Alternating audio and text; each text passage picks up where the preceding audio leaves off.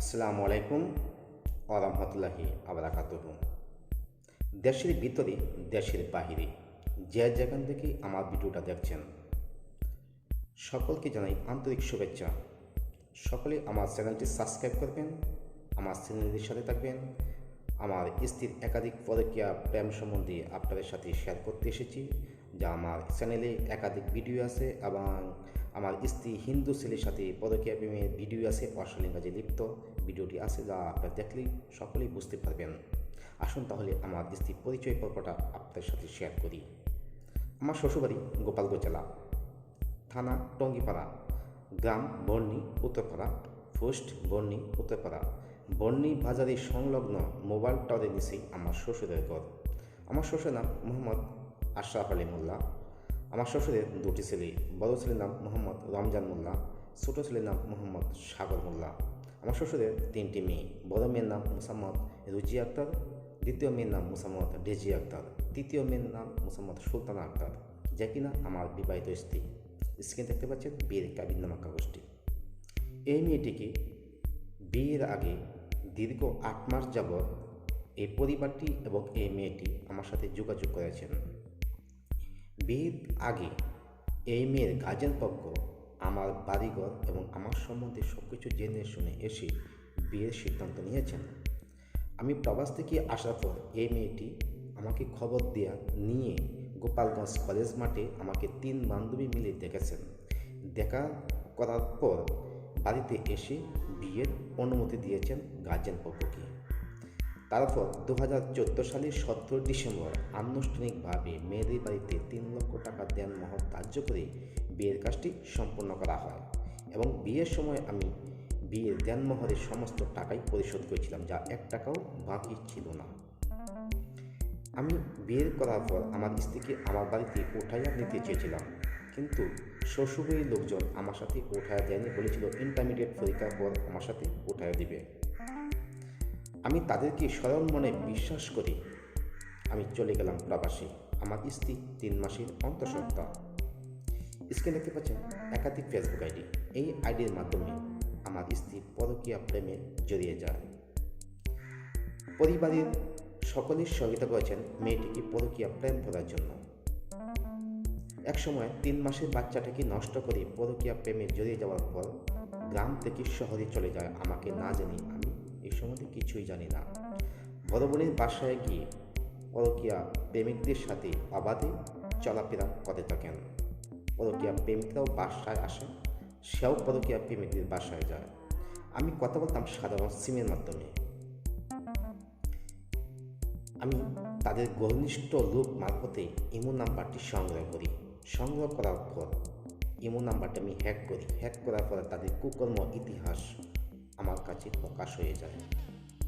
আমার স্ত্রীর পরকীয়া প্রেমিকের সংখ্যা 85 জন ছেলে, যা বলতেও নিজেরই লজ্জা লাগে। একাধিক ছেলের সাথে তার শারীরিক সম্পর্ক হয়েছে। এই সুলতানার ঢাকা এমন কোনো পার্ক নেই, এমন কোনো জায়গা নেই যা পরকীয়া প্রেমিকদের সাথে সে যায়নি। সকলকে বলেছেন সে অবিবাহিত, তার বিয়ে হয়নি। তাহলে তার গর্ভে বাচ্চাটা কী করে আসলো, সে কীভাবে নষ্ট করলো, আর আমার বিয়ের কাবিননামাটা কী করে হলো যদি তার বিয়ে নাই হয়ে থাকে। আসুন তাহলে এবার ভিন্ন খবর প্রকাশ করছি। স্ক্রিন দেখতে পাচ্ছেন ইকবাল হাসান, পারকোশলী বাড়ি, গোপালগঞ্জ। তাদের গ্রামের কাছেই গ্রাম। এই ইকবাল হাসান আমাকে বেশ কয়েকবার জানে মারার হুমকি দিয়েছে। আমাকে মেসেজ করেছে ইমোতে মারার জন্য, ভয়ভীতি দেখিয়েছেন আমাকে। আমি সুযোগ সন্ধানে ছিলাম যে ইকবাল হাসানের মুখোশ আমি যে কোনো সময় উন্মোচন করব। আজ সুযোগ এসেছে, তাই উন্মোচন করতে বাধ্য হলাম ইকবাল হাসানের মুখোশটা। এই ইকবাল হাসান আমাকে কয়েকবার এই জানে মারা হুমকি দিয়েছে। এই ইকবাল হাসান 2018 সালের জানুয়ারি মাসের প্রথম সপ্তাহে 3 তারিখ এই সুলতানাকে নিয়ে সিলেট মৌলভীবাজার মাধবপুর লেকে গিয়েছেন।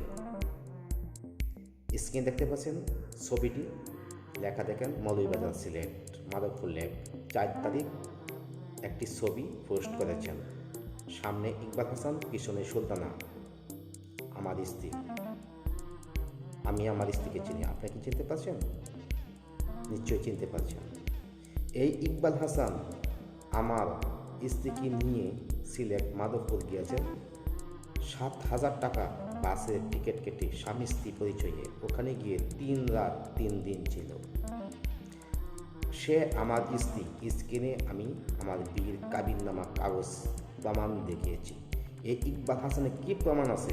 তাদের স্বামী স্ত্রী পরিচয় আছে সিলেট গেল। ইকবাল হাসানের স্ত্রী আছে, সন্তান আছে। সেই ইকবাল হাসান সেও একজন পরকীয়া প্রেমিক হয়ে সে আমাকে জানি মারার হুমকি দেয়। আমার স্ত্রীকে নিয়ে আমি যে কোনো ধরনের কথা বলতে পারি সামাজিকভাবে, কিন্তু এই পরিবারটা এবং এই মেয়েটি আমাকে পরিকল্পিতভাবে ব্ল্যাকমেল করেছেন। তা ইকবাল হাসান স্বয়ং জানে এবং সে একজন পরকীয়া প্রেমিক। এই জন্যই সে আমাকে জানে মারার হুমকি দিয়েছে। এই ইকবাল হাসান সিলেট মাধবপুর ল্যাব থেকে এসে কিছুদিন পর প্রবাসে চলে যায় ওমান। ওমান গিয়ে আমার কাছে সে কাজ চায়, কাজ দেওয়ার জন্য। আমি তো ওমান থাকি না, আমি তো মালয়েশিয়া থাকি।